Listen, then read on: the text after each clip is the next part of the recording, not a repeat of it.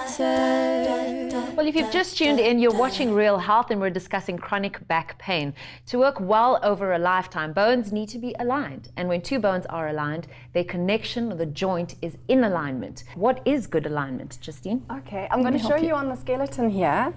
Because most people, they assume that we need to have like a straight back, so people talk about having a straight back, but there's natural curvatures that occur in the spine. So the cervical spine, which is your C1 to C7, is supposed to be in a lordosis curve, and then you've got your thoracic spine, T1 to T12, that's your natural kyphosis. Okay. And then you've got your lumbar spine, your L1 to L5, which is a natural lordosis again. Yeah. And then you've got your sacrum and your coccyx, which are fused vertebrae. Okay. Yeah. So someone like me, so I've had anterior pelvic tilt. And excessive lordosis in my lower back as well. So basically your pelvis is pulling right forward, and then that's pushing back. Yeah. So that puts a lot of strain, especially on your pelvic floor and on these, your multifidus and your transversus abdominis muscles, and then your erector spinae here will go into a lot of spasm. That's what happens when a woman is pregnant as well, right? Yes, and that's when often most pregnant women are complain a lot of sciatica, and the sciatic nerve passing through the glutes and the piriformis gets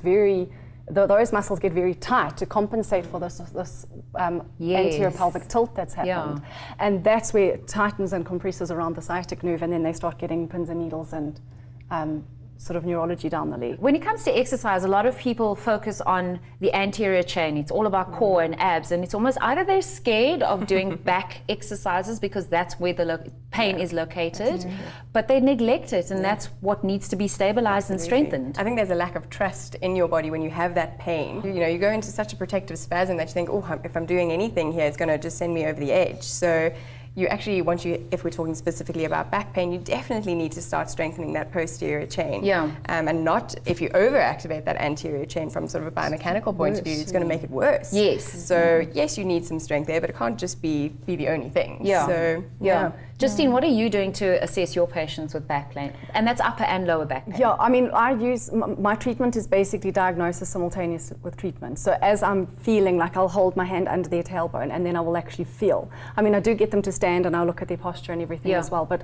what I feel in their body is where I can feel if their tailbone is sitting on my hand, and I can feel now, is it rotating to the right and it's pulling down, and I can feel the whole membrane system contracting and pulling, or it's pulling to a certain lumbar fusion, like an old fusion that they had surgery. So that's how I can feel. I can diagnose through what the membrane system's actually telling me as I treat them. It's amazing because as you're saying this, I feel like you've got spirit fingers.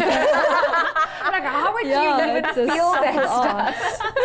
Is it just being super sensitive? Yeah, or? I think maybe you need to have a tendency, but we did a lot of training, the way we were taught, and a lot of meditation actually taught us to really be so still and quiet. That then the body starts to communicate with you, and you start to feel things. So. And you, Bailey, what are you using to? So we're talking about functional testing. Functional testing. So looking at how the body is moving, sort of biomechanically, if we're talking about orthopedic issues. So functional screening, specific manual muscle tests. Ergological evaluation, those sorts of things. So I love all this other alternative stuff as well. So I'm always open to integrating other therapies as well if I'm finding that just the purely functional sort of biomechanical stuff isn't getting us anywhere. We need to take all of it into consideration. Before we go into new therapies, it just popped back into my mind, fibromyalgia. This is something, it's becoming a buzzword nowadays. And again, people are glorifying it. So like, no, I've got fibromyalgia. I can't exercise because I've got fibromyalgia, And I'm like, okay, I'm sure there's something we can do about this, but tell us what it is. Why people, why is it popping up all of a sudden? Fibromyalgia is this wide range of symptoms. We don't actually know what you got. So we're going to say you got this wide, we'll just call that fibromyalgia. Off you go, my dear. Because they don't know.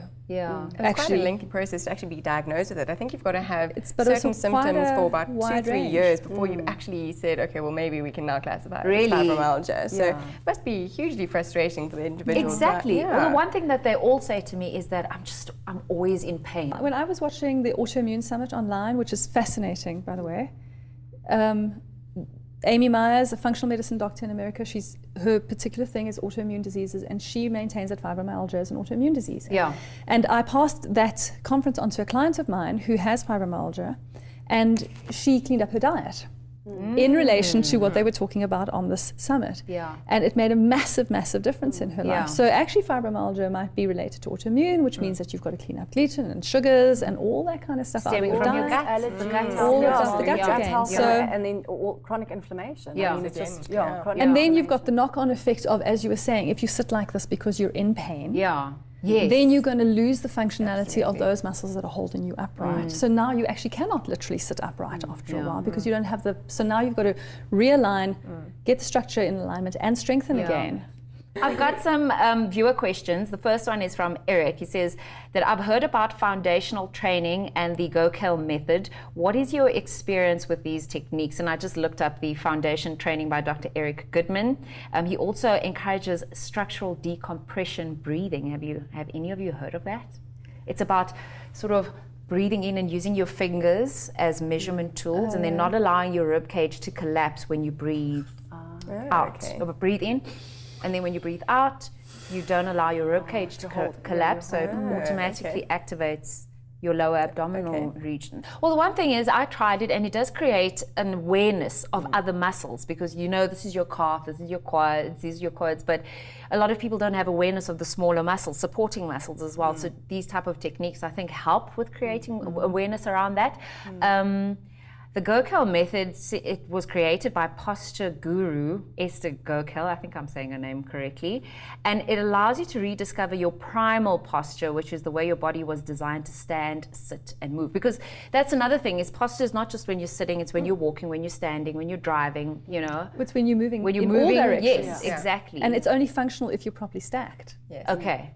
So what is primal posture? Well, I guess it's functionally stacked. Just functionally. Yeah, because we should be stacked, knees above ankles, hips above knees, shoulders above hips, ears in line with your shoulders. And if you are properly stacked, then you're going to move in a functional way. If you are not properly stacked, then some other muscle is doing the movement. So if you, say, for instance, have your feet everted and you start walking, you should be walking with your quads and your hamstrings. But in fact, what you're doing is you're walking with the internal hip flexors. Oh, yeah. The same muscle you're using to sit. Yes. That's where you get tight hip flexors, and that actually exacerbates that tilt. Yes. Okay. Right. So if you have this rotation outward of your femur and this rotation outward of your feet, you're actually not using the right muscles even to walk. The only thing you're using those muscles for is to lift your knee so that you get your foot out the way as you flop forward like Farmer Brown. Okay. So the functional primal posture, I guess what they're saying is that you must be facing forward, feet forward, knees and everything stacked properly above the other. So you're not getting this uneven wear in the joints. Yeah. Well, another question was from your namesake, Angela, and she said, what treatments are available for the emotional causes of back pain? I mean, I've read some things about biofeedback, hypnosis, cognitive behavioral therapy, and the emotional freedom technique. Yes, I use that actually. Oh, really? The emotional freedom technique is what we use for sabotage programs in kinesiology. What you're doing is you've got this sabotage program, or you've got this belief system, or you've got this messed up thinking. So we were talking about the woundology and the value of being in pain. So there's this emotional reason to keep it, or an emotional cause, or some sort of belief system that makes it valuable or have a secondary gain for you. Yeah. So what we're doing is we're trying to get this unconscious brain and the conscious brain to work together. Your conscious brain is saying, not for anything do I want this pain. Yeah. Your unconscious is saying, hold on a second here, honey. In some way this works for me. Or it could if you let it.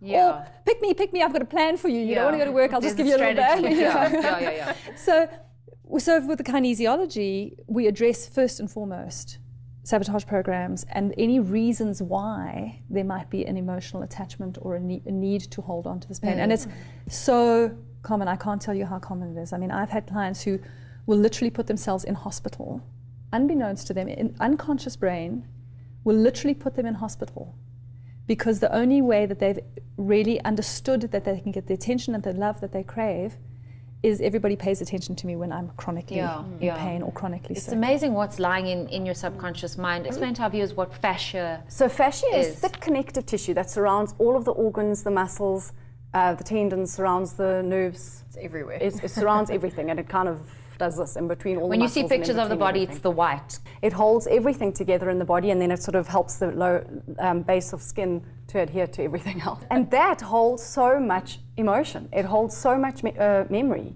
of old emotion. So we find, like one example is the fascia around the iliopsoas muscles, is where we generally hold so much childhood emotion. Yeah. And we hold on to it in different parts of our body. Obviously different if you've had an injury related at the same time to a car accident, which was emotionally traumatic, then it'll make sense that it'll hold in that area of the body. Yeah. But often it'll hold in strange places that we have no idea that it's even there.